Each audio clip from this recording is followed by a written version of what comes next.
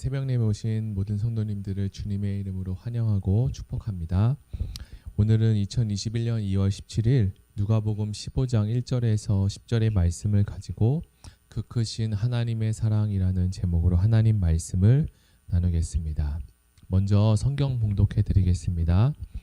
모든 세리와 죄인들이 말씀을 들으러 가까이 나아오니 바리새인과 서기관들이 수군거려 이르되 이 사람이 죄인을 영접하고 음식을 같이 먹는다 하더라. 예수께서 그들에게 이 비유로 이르시되 너희 중에 어떤 사람이 양 100마리가 있는데 그 중에 하나를 잃으면 99마리를 들에 두고 그 잃은 것을 찾아내기까지 찾아다니지 아니하겠느냐. 또 찾아낸즉 즐거웠게 메고 집에 와서 그 벗과 이웃을 불러 모으고 말하되 나와 함께 즐기자. 나의 잃은 양을 찾아내었노라 하리라. 내가 너희에게 이르노니 이와 같이 죄인 한 사람이 회개하면 하늘에서는 회개할 것 없는 의인 99마리로 말미암아 기뻐하는 것보다 더하리라. 어떤 여자가 10 드라크마가 있는데 하나를 잃으면 등불을 켜고 집을 쓸며 찾아내기까지 부지런히 찾지 아니하겠느냐. 또 찾아낸즉 벗과 이웃을 불러 모으고 말하되 나와 함께 즐기자. 드라크마를 찾아내었노라 하리라. 내가 너희에게 이르노니 이와 같이 죄인 한 사람이 회개하면 하나님의 사자들 앞에 기쁨이 되느니라. 아멘. 코로나로 인해 어려워진 시기일수록 경제적으로 그리고 정서적으로 어려운 분들은 다른 사람들보다 더 힘들고 어려운 것 같습니다. 뉴스만 보아도 코로나로 인해 어려워진 분들의 이야기가 매일매일 방송을 타고 전해지는 것을 보면 참으로 안타깝습니다. 누가복음은 어렵고 힘든 사람들 그리고 사회에서 소외된 사람들에 대한 이야기가 다른 공간복음에 비해서 더 많이 기록되어 있습니다. 오늘의 본문 말씀도 예수님 앞에 말씀을 들으러 나온 세리와 죄인들에게 전해지는 비유의 말씀입니다. 모든 세리와 죄인들은 예수님을 구세주, 메시아로 생각하며 하나님의 말씀을 듣기를 기뻐하고 즐거워했습니다. 그러나 서기관과 바리새인들은 예수님의 그러한 모습이 못마땅해 보였습니다. 그래서 그들은 뒤에서 수군거려 이야기하며 이 사람이 죄인들과 함께 죄인들을 영접하고 죄인들과 함께 음식을 먹는다라고 이야기했습니다. 그럼 서기관과 바리새인들이 생각하는 죄인들은 누구일까요? 아마도 장애를 가진 사람들 그리고 병에 걸린 사람들, 자신들이 생각했을 때 어떠한 기준과 틀을 만들어 놓고 죄인이라는 명목 안에 가두어둔 사람들을 일컬어 말하고 있습니다. 그런데 그들은 왜 예수님에 대해서 수군거려서 이야기를 했을까요? 당시의 유대인들은 그들이 말하는 죄인들과 세리들과는 식사를 하지 않았습니다. 우리도 밥을 먹는 사이라는 것은 서로 친분이 있고 하나의 공동체라는 생각하고 있기 때문입니다. 그래서 식구라고 하는 말은 같은 집 안에서 밥을 먹는 사이를 이야기하기도 합니다. 그래서 유대인들에게는 식사를 한다는 것은 나와 동등한 존재이고 한 공동체라는 의미를 가지고 있기 때문입니다. 그래서 그들은 유대인인 예수님의 행동이 아주 못마땅했을 것입니다. 나사렛에서 자란 예수가 유대인 망신을 다 시키고 있다라고 생각했습니다. 이렇게 자신을 향해 수군거리는 서기관과 바리새인들을 향해서 예수님은 두 가지의 비유의 말씀을 하십니다. 예수님은 이 비유의 말씀을 통해서 하나님 아버지의 마음과 하나님 아버지의 생각을 전해주고 싶으셨습니다. 첫 번째 비유는 오늘 말씀 4절의 말씀입니다. 목자는 100마리의 양을 가지고 있는데 그 중에 한 마리를 잃어버렸습니다. 그래서 그러면 그 목자가 99마리의 양을 들판에 두고 그 잃어버린 양 한 마리를 찾을 때까지 찾지 아니하겠느냐라고 하십니다. 과연 우리는 생각하기를 한 마리의 양 때문에 99마리의 양을 내팽개치고 한 마리를 찾을까? 어느 누가 그렇게 할까라는 의문이 듭니다.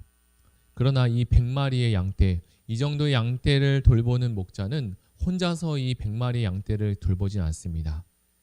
함께 돕는 목자가 있습니다. 당연히 돕는 목자는 목자에게 99마리의 양을 맡기고 이 목자는 잃어버린 한 마리의 양을 찾으러 나가게 되겠죠. 그렇다면 여기서 오늘 본문이 우리에게 전하고자 하는 것은 99마리가 아니라 한 마리의 포커스를 두고 집중하기 위해서 예수님은 이러한 비유의 말씀을 우리에게 전하고 계십니다. 그리고 이어서 그 뒤에 나오는 한 여자가 10개의 드라크마라는 동전을 가지고 있다가 그 중에 하나를 잃어버렸다. 그 여인은 등불을 켜고 집안을 쓰며 동전을 찾을 때까지 뒤지지 않겠느냐라는 비유를 이 잃은 양의 비유와 같은 맥락의 말씀을 하고 계십니다. 본문의 두 가지 비유를 통해서 예수님은 99대 1, 즉 여기서 말하는 99마리에 비해서 한 마리가 이 한 마리는 너무나 보잘것없는 숫자입니다. 사실 100마리 중에 한 마리가 없어졌다고 해도 누구도 신경 써서 줄 세우지 않으면 알기 어려운 숫자이기도 합니다. 그런데 목자는 그 보잘것없는 숫자, 이 한 마리의 양을 찾고자 떠나게 됩니다. 우리가 읽은 맨 앞절을 기억해 보면 예수님께서 이 비유의 말씀을 왜 하셨습니까?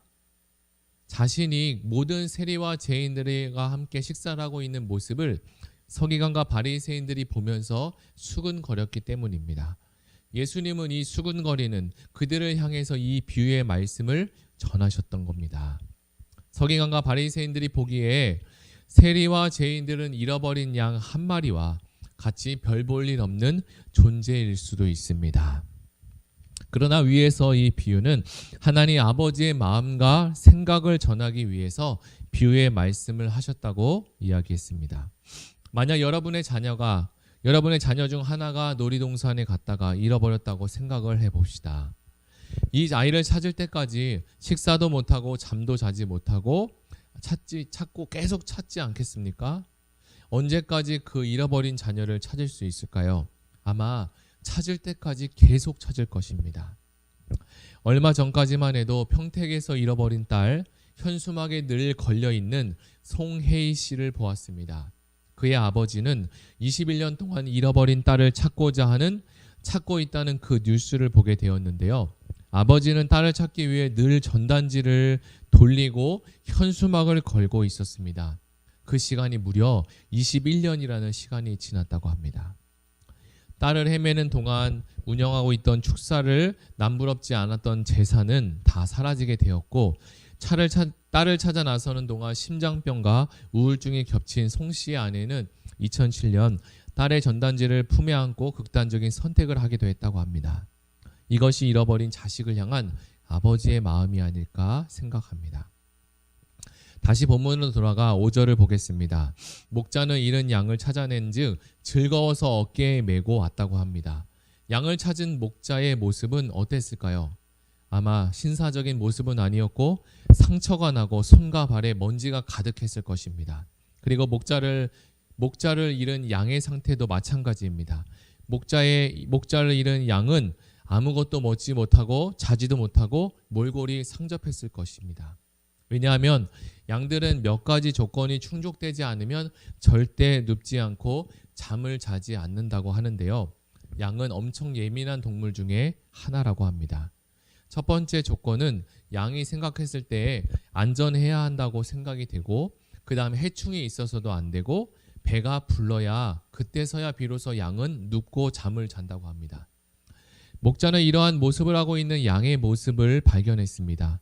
잃어버린 양을 찾은 기쁨에 얼른 양을 어깨에 메고 집으로 신속하게 돌아왔습니다. 그리고 6절, 7절에 이렇게 기록합니다. 집에 와서 그 벗과 이웃을 불러 모으고 말하되 나와 함께 즐기자 나의 잃은 양을 찾아내었노라 하노라. 내가 너희에게 이르노니 이와 같이 죄인 한 사람이 회개하면 하늘에서는 회개할 것 없는 의인 99으로 말미암아 기뻐하는 것보다 더하리라.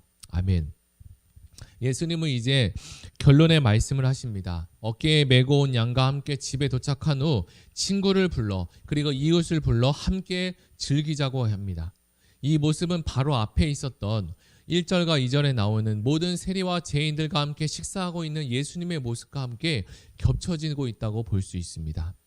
예수님은 잃어버린 자 한 마리의 존재가 사람들이 볼 때에는 그렇게 보여도 하나님이 보실 때는 아주 소중한 한 영혼입니다.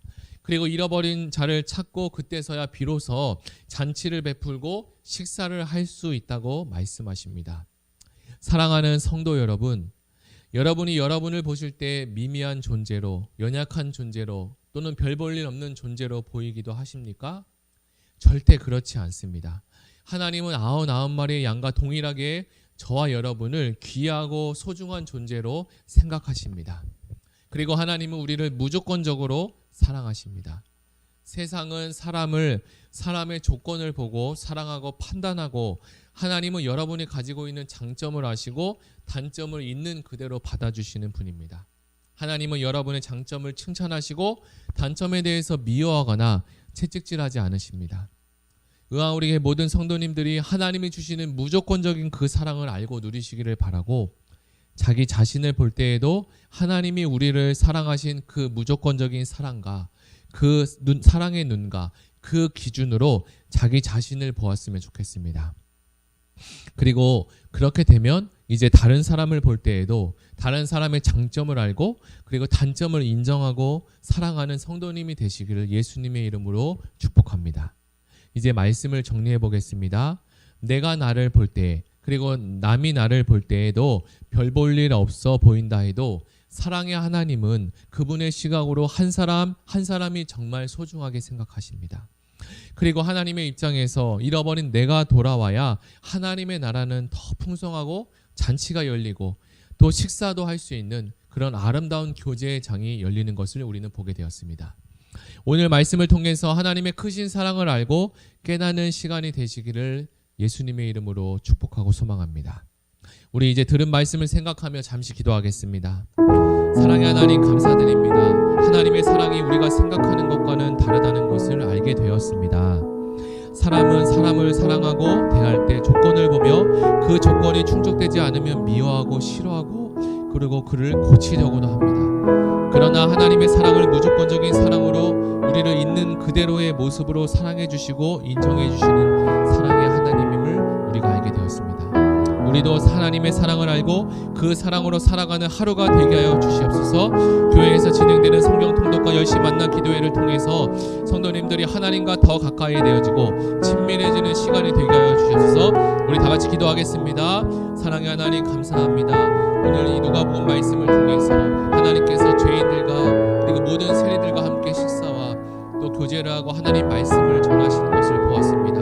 서기관과 바리새인들이 보았을 때 그 모습이 못마땅해 보이고 보기 싫고 유대인의 망신을 다 예수라는 사람이 와서 혼자 다 망신을 하고 있다고 생각했습니다. 그래서 예수님을 싫어하고 미워했습니다. 그러나 예수님은 그들을 향해서 이 비유의 말씀을 통해서 하나님의 사랑이 얼마나 크고 위대하신 것을 다시 한번 말씀해 주시고, 사람들이 볼 때 미미하고 존재 가치가 없는 것처럼 보이고 별볼이 없는 것처럼 보일지라도 하나님은 여전히 99마리의 양과 같이 한 마리의 양을 그리고 한 사람의 영혼을 사랑한다는 것을 우리가 말씀을 통해서 듣게 되었습니다. 하나님, 먼저 우리는 하나님이 무조건적으로 우리를 사랑하신다는 그 사랑을 또 완전히 느끼게 하시고 하나님께서 부어주시는 온전한 사랑을 또 내 마음속에 다 느끼고 깨달을 수 있도록 도와주시고, 하나님 이 아가페적인 이 무조건적인 사랑으로 우리가 살아갈 때 남을 이웃을 사랑하고 가족을 사랑할 때 그 하나님의 사랑의 눈으로 그 하나님의 사랑의 시각과 기준으로 우리가 사람을 대하고 이웃을 대할 수 있도록 하나님 도와주시옵소서. 우리에게는 그러한 능력이 없지만 오늘 하나님의 사랑이 무조건적인 사랑이 우리에게 임한다고 말씀하시고 그 사랑으로 우리를 사랑하신다고 주님 말씀하신 것처럼 우리도 그 사랑을 받고 누리며 살아갈 수 있는 은혜가 충만하게 하여 주시옵소서. 감사드리며 예수님의 이름으로 기도드립니다. 아멘. 이 시간 들은 말씀을 생각하며 다 같이 기도하시고 개인 기도하시겠습니다.